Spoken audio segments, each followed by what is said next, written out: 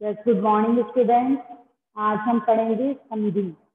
तो संधि को पढ़ने से पहले हम कुछ चीजें देखते हैं। जैसे हमारे सामने दो शब्द लिखे हुए हैं, गद्य और आनंद। ठीक है, तो एक संधि में एक चीज ये भी होती है कि जैसे दो शब्दों को हम आपस में जोड़ रहे हैं, जोड़ के इनकी संधि कर रहे हैं, यानी इनमें दोस्ती कर रहे हैं, इनमें मित्रता कर रहे हैं। तो जैसे गद्य और आनंद, इन दोनों को हमने जोड़ा है, तो इन दोनों का अलग से भी मीन्स होना चाहिए। यानी जैसे गज गज का मतलब हाथी, आनंद का अर्थ तो मुख। अब इन्हें बिना रुके एक ही शब्द के रूप में लिखा जाए, यानी दोनों को गज और आनंद न बोल के एक ही शब्द बोल दे, तो इन दोनों को एक शब्द बनाने के लिए हम क्या बोलेंगे? गजानन। यानी गज का जय, जय के साथ क्या आ रहा है? अ प्लस ये वाला आ, यानी आनंद का आ और गज का ज, जय के साथ क्या आ रहा है? अ। तो ए प्लस आ, दोनों को मिलाकर क्या बना? आ। तो गजानन। आपने देखा गज का अंतिम ए और आनंद का आरंभिक आ मिलकर क्या बन गए? आ बन गए। इसलिए इसे क्या कहते हैं? संधि कहते हैं। अब संधि का अपने अपने को परिभाषा पूछी जाए तो आपको बताना है कि दो वर्णों के मेल से जो विकार उत्पन्न होता है या दो वर्णों के मेल से जो परिवर्तन होता है उसे हम संधि कहते हैं।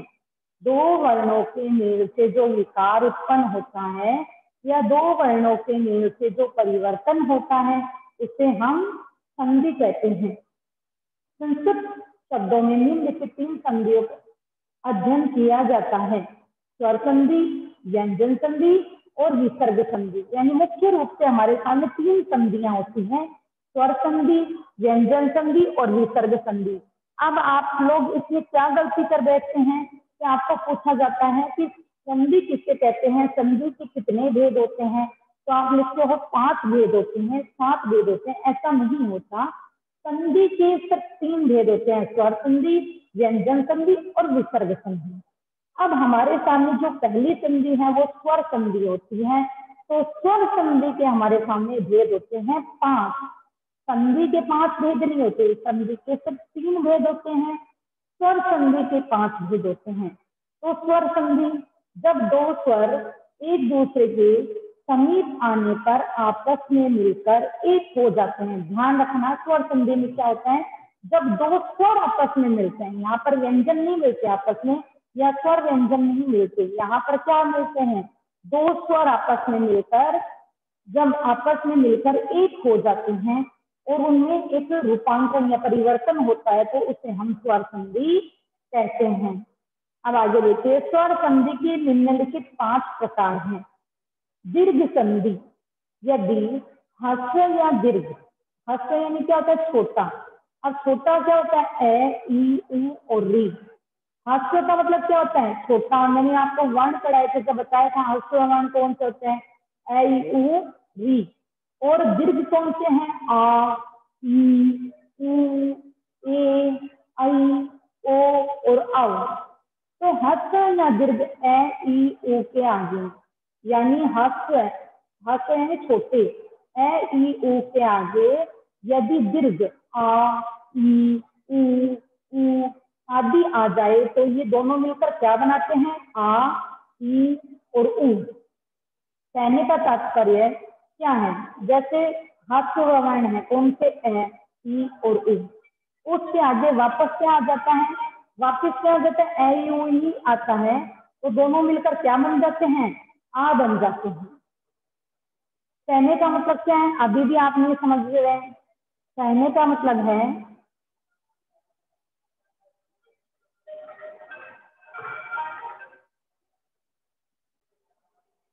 तो बेटा देखिए, ह्रस्व स्वर यानी ए, ई, उ के आगे अगर वापस अगला जो वर्ण है उसमें भी ए, ई, उ आ जाए तो दोनों मिलके ए मिलके क्या बन जाएगा? आ, यानी दीर्घ शब्द बन जाएगा।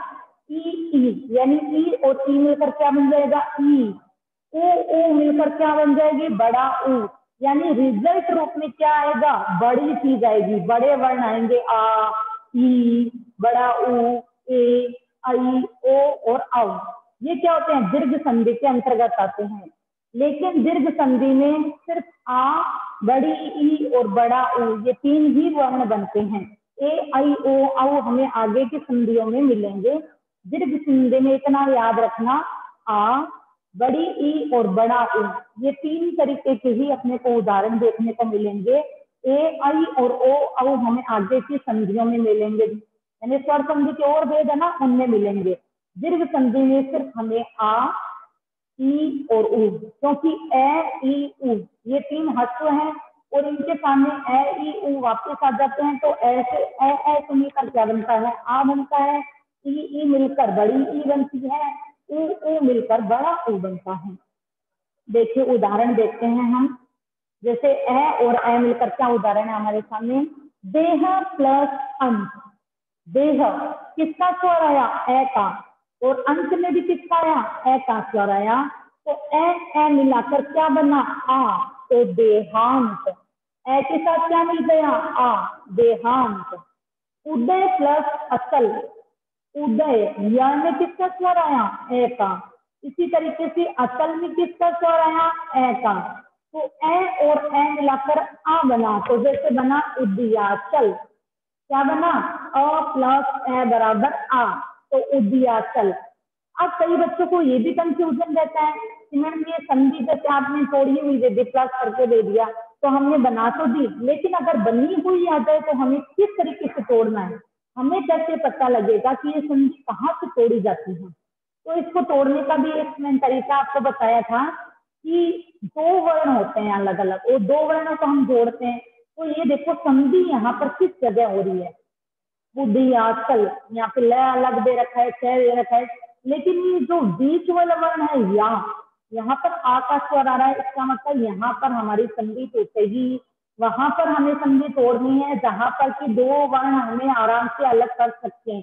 अब यहाँ पर अगर हम अलग करना है तो उद, उद याचल, उद याचल, उद खाली उद का कोई मीनिंग नहीं होता, उदय प्लस आचल, तो यहाँ पर हमारी संधि टूटी जाएगी। नेक्स्ट देखिए, चरण प्लस अमृत, तो चरण में किसका स्वर आया, अ, प्लस अमृत में किसका स्वर आया, अ, तो ए और ए मिलकर क्या बना, आ, क्या बना, चरणामृत। नेक्स्ट देखिए, दीप प्लस अवली, दीप, दीप का अ का स्वर आया, अवली यानी ए स्वर आया, मिलके क्या बना, आ आया, दीपावली।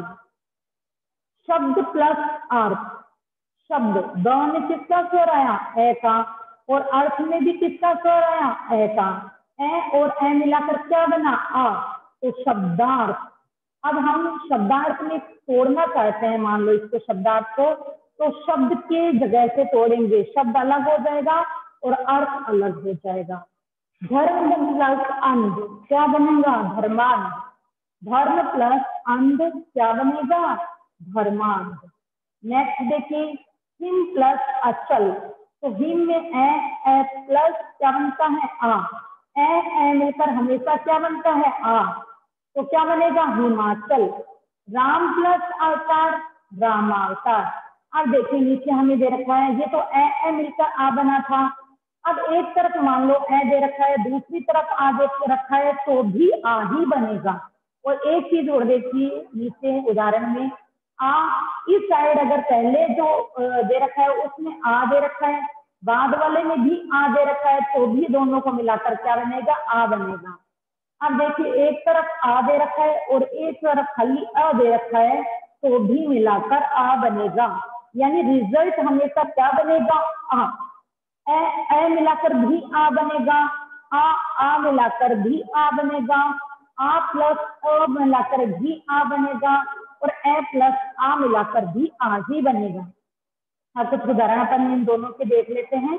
भोजन प्लस आलय, तो भोजन में क्या आया, न में किसका स्वर आया, ए का, प्लस आलय में किसका स्वर आया, आ का, तो ए प्लस आ क्या बना, आ, तो भोजनालय। दस प्लस आनंद, दस में किसका स्वर आया, श में अ का, प्लस आ में किसका स्वर आया, आ का, तो ए प्लस आ बराबर आ, दशानंद। नेक्स्ट देखिए, शिव प्लस आलय, तो शिव में आ का स्वर आया, प्लस आलय आ का स्वर आया, तो क्या बना, शिवालय। इसी तरीके से देखिए वृक्ष प्लस आरोपण, वृक्ष यानी पेड़, आरोपण यानी स्थापित करना या लगाना। तो वृक्ष में क्या आ रहा है क्षय के अंदर अ प्लस आ, तो ए प्लस आ मिलाकर क्या बनेगा आ, वृक्षारोपण। नेक्स्ट देखिए धर्म प्लस आत्मा, धर्म में किसकी आवृत्ति हो रही है अ प्लस आ, ए प्लस आ मिलाकर क्या बना आ, धर्मात्मा। हिम प्लस आलय, हिम में किसकी आवृत्ति हो रही मैं के अंदर अ, ए प्लस आ बराबर आ, हिमालय। नेक्स्ट देखिए, नेक्स्ट आपके सामने लिखा हुआ है करुणा प्लस आलय, करुणा में किसकी आवृत्ति हो रही है रा के अंदर आ की, प्लस आलय में आ की, तो आ प्लस आ मिलाकर क्या बना आ, करुणालय। अब आप ये देखिए यहाँ तोड़ेंगे तो आपको सीधा पता लग रहा है करुण शब्द है, तो करुण को हम हटा देंगे और अलग एक शब्द बन जाएगा आलय। इसी तरीके से देखिए महात्मा, महा प्लस आत्मा, यानी जो आत्मा महान होती है वो क्या होती है महात्मा। महा प्लस आत्मा, आ प्लस आ मिलाकर क्या बना आ, महात्मा। विद्या प्लस आलय, विद्या में क्या आया आ प्लस आ बराबर आ, विद्यालय। नेक्स्ट देखिए चिकित्सालय, चिकित्सालय है ना, तो चिकित्सा आपको पता है चिकित्सा, तो चिकित्सा और आलय ये दो चीज यहाँ पर आ रही है, तो चिकित्सा प्लस आलय आ और आ मिलाकर क्या बना आ, विद्या प्लस आनंद, विद्यानंद। इसी तरीके से देखिए आ प्लस ए, यथा प्लस अर्थ, यथा, तो था में क्या आ रहा है आ की आवृत्ति, प्लस अर्थ में किसकी आवृत्ति हो रही है आ की, तो आ प्लस ए मिलाकर क्या बना आ, यथा। विद्या प्लस अर्थी, विद्या में किसकी आवृत्ति हो रही है आ की, प्लस अर्थी में क्या हो रही है आ की आवृत्ति, तो आ प्लस ए क्या बनेगा आ, विद्यार्थी। सीमा प्लस अंक, सीमा में किसका मतलब क्या रहा है आ, तो आ प्लस ए क्या बनेगा आ, सीमांत। रेखा प्लस अंकित, रेखा में किसकी ध्वनि आ रही आम, रेखा खा में आ की, प्लस अंकित में आ की, तो आ प्लस ए बराबर आ। ये तो हो गया आ बनाने की प्रोसेस। अब नेक्स्ट देखिए बड़ी ई बनाने की प्रोसेस। इतना हमें ध्यान रखना है कि दीर्घ संधि में हमेशा आ, बड़ी ई और बड़ा ई के स्वर आएंगे। तो ई प्लस ई और ई मिलकर क्या बन रहा है बड़ी ई। जैसे गिरी प्लस ईश, तो गिरी क्या हो गई छोटी ई, गिरी प्लस ईश, ईश में आ गई बड़ी ई, तो ई और ई मिलाकर क्या बनेगा ई, गिरीश। नेक्स्ट देखिए प्रति प्लस इच्छा, ये देखिए जब हमारे सामने गिरीश तो हमें समझ में आवाज आ रही है गिरीश, ईश की हमें आवाज आ रही है, इसका मतलब यहाँ इस जगह से ब्रेक होगा ये।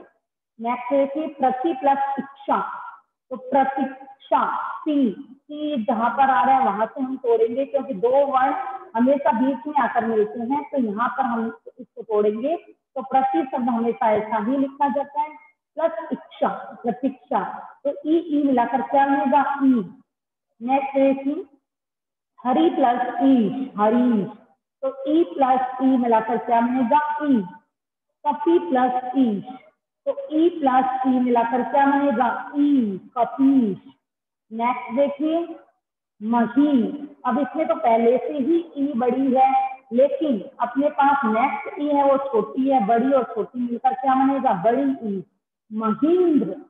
अब हम एक चीज और मैं आपको बताना चाहती हूँ क्योंकि आप इसी के द्वारा समझते हो छोटी ई और बड़ी, जबकि हम इनको बोलते हैं ई यानी छोटी, जिसको आप छोटी समझते ई, और उसको बोलते हैं ई। अब देखिए पत्नी प्लस इष्ट, पत्नी प्लस इष्ट, तो पत्नीष्ट। नेक्स्ट देखिए शची प्लस इंद्र, शची प्लस इंद्र, शचींद्र। यहाँ नेक्स्ट देखिए ई और ई मिलाकर, ई और ई मिलाकर क्या बनाते हैं ई, जैसे अति प्लस यू, अतीव। कपि प्लस इंद्र, ई प्लस ई, कपींद्र। कवि प्लस इंद्र, कविंद्र।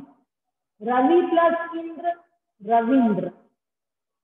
अब देखिए ई और ई मिलाकर रजनी प्लस ईश, रजनीश। सती प्लस ईश, सतीश। ऊ और ऊ को मिलाकर क्या बन रहा है? ऊ। गुरु प्लस उपदेश, गुरुपदेश। गुरु प्लस उपदेश, गुरुपदेश। नेक्स्ट देखिए, लघु प्लस उत्तर, लघुतर। लघु और उत्तर इन दोनों को मिलाकर क्या बना? लघुतर। सु प्लस उक्ति, सुक्ति। सु प्लस उक्ति, सु यानी अच्छी, उक्ति यानी बात, तो सुक्ति। भानु प्लस उदय, भानु प्लस उदय, भानुदय। भानु का मतलब क्या होता है? भानु का मतलब होता है सूर्य, सूर्य का उदय होना क्या कहलाता है? भानुदय। नेक्स्ट देखिए, भू प्लस ऊर्जा, ऊर्जा। भू प्लस ऊर्जा, ऊर्जा।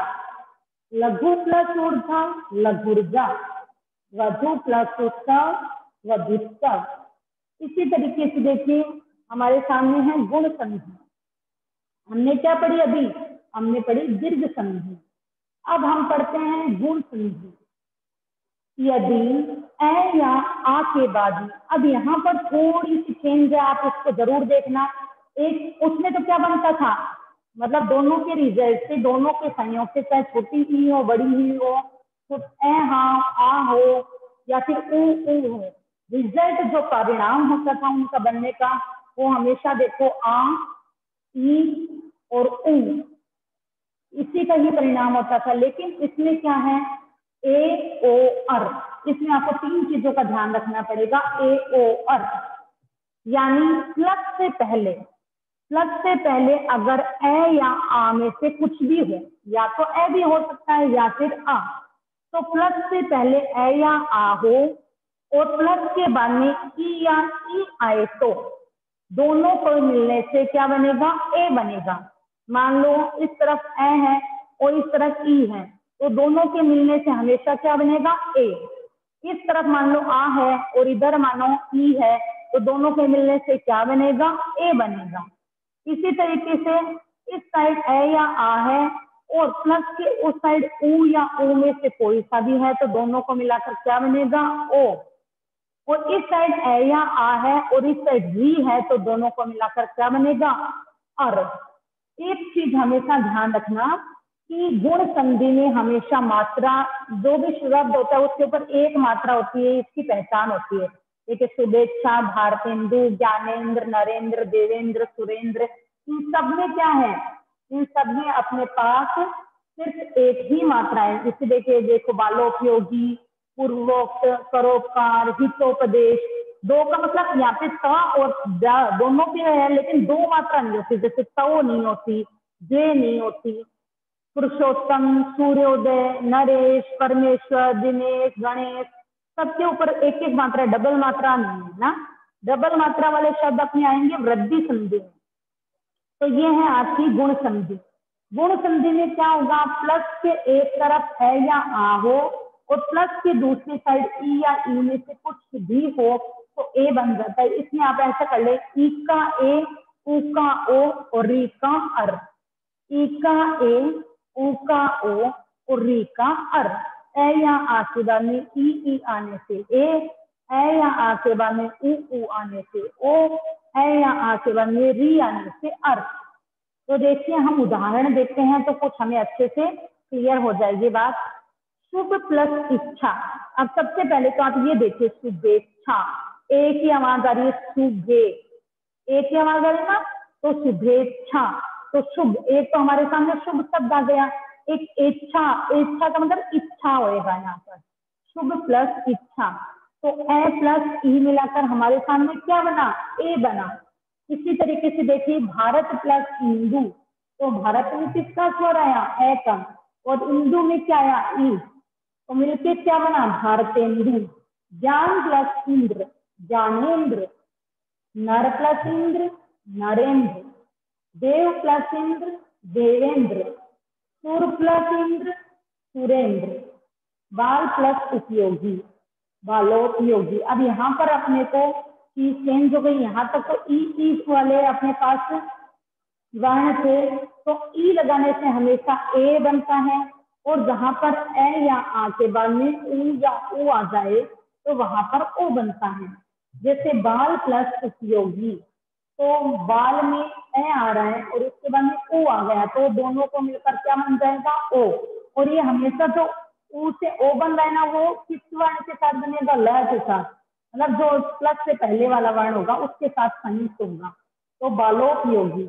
ये वाली चीज है ना, ये हमेशा लुप्त हो जाती है। इससे और इससे जो संयोग बन के जो भी परिवर्तन होता है वो इस प्लस के आगे वाले के साथ होता है। जैसे देखिए पर प्लस उसका, तो ऊ हट गया और ऊ के साथ ए और ऊ बना के जो ओ बना था वो किसके साथ आया, रे के साथ, परोक्ता। पुरुष प्लस उत्तम, तो श के साथ क्या आया, अ प्लस ऊ बराबर क्या बनेगा, ओ। तो यहाँ से ओ हट जाएगा और किसके साथ, दोनों मिलकर किसके साथ कनेक्ट हो जाएंगे, श के साथ, तो पुरुषोत्तम। पूर्व प्लस उक्त, पूर्वोक्त।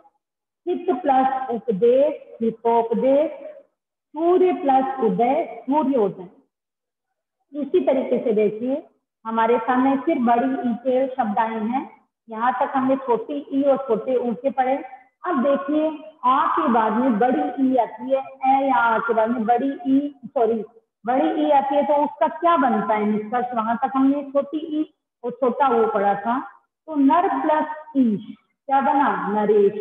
नर में क्या ना, अ प्लस ई, तो क्या बना, ए, नरेश।